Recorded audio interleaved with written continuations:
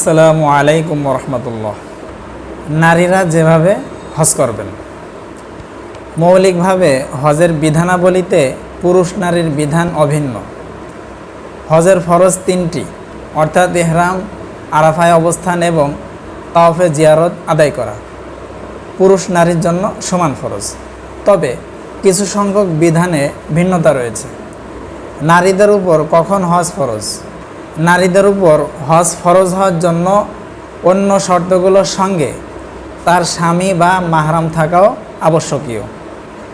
স্বামী বা মাহরাম থাকার পাশাপাশি তাদের প্রয়োজন অনুযায়ী হজের খরচও ওই নারীর কাছে থাকা আবশ্যকীয়।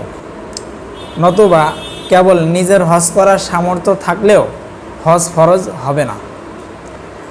স্বামী বা মাহরাম ব্যতীত নারীদের হজে গমন শরীয়তের দৃষ্টিতে জায়েজ নয়।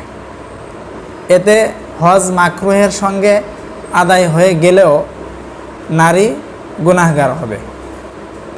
মহানবী সাল্লাল্লাহু আলাইহি সাল্লাম বলেছেন, কোনো নারী যেন মাহরাম ব্যতীত সফর না করে।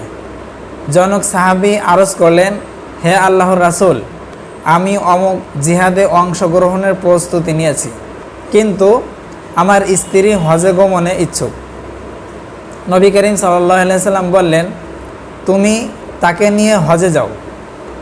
নারীদের হজের বিশেষ বিধান। ইমাম আবুল হাসান সুগদি রহমতুল্লাহি আলাইহের বর্ণনা মতে হজের বিধানাবলিতে পুরুষের চেয়ে ভিন্ন নারীদের বিশেষ 11টি বিধান রয়েছে। এখানে সংক্ষিপ্ত আকারে আলোচনা করা যাক। 1. নারীদের উপর হজ ফরজ হওয়ার জন্য তার স্বামী বা মাহরাম থাকা আবশ্যকীয়। 2. স্বামী বা মাহরাম থাকার পাশাপাশি তাদের প্রয়োজন এবং দাবির নিমিত্তে তাদের হজের খরচও ওই নারীর কাছে থাকা আবশ্যকীয়। 3. নারীরা সেলাই করা কাপড় পরিধান করতে পারবে। 4. নারীরা স্বীয় চেহারা আবৃত করতে না পারলেও মাথা ঢাকতে পারবে। 5. পুরুষদের তালবিয়া জোরে পড়া সুন্নত হলেও নারীদের নিঃশব্দে পড়া সুন্নত। 6. পুরুষদের তাওয়াফের 3 চক্করে রমল করা সুন্নত, নারীদের জন্য তা সুন্নত নয়। 7. খালি না পেলে নারীদের হাজরে আসওয়াদে চুমো দেওয়া সুন্নত নয়, তবে হ্যাঁ, পুরুষ শূন্য হলে দেবে। 8. খালি না পেলে নারীদের সাফা মারওয়া পাহাড়ে ওঠা সুন্নত নয়, তবে হ্যাঁ, পুরুষ না থাকলে উঠবে। 9. সাফা মারওয়ায় সাই করার সময় সবুজ চিহ্নদ্বয়ের মাঝে নারীরা সাধারণ গতিতেই হাঁটবে, দ্রুত গতিতে হাঁটবে না। 10. আরাফায় অবস্থান এবং তাওয়াফে জিয়ারতের পর শুরু হলে নারীদের তাওয়াফে বিদা করা জরুরি নয়। 11. ইহরাম খুলতে পুরুষের মতো নারীদের মাথা মুন্ডানোর বিধান নেই, বরং নারীরা আঙ্গুলের অগ্রভাগ পরিমাণ চুল কাটবে। নারীদের বিধানে আছে শিথিলতা।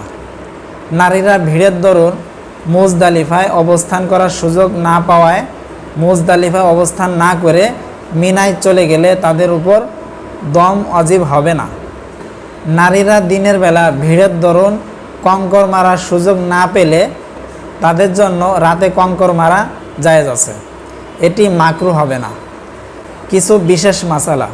হজ শুরু করার পর কোনো নারীর শুরু হলে শুধু তাওয়াফ এবং সাই ব্যতীত অন্য সব আমল সম্পাদন করতে পারবে।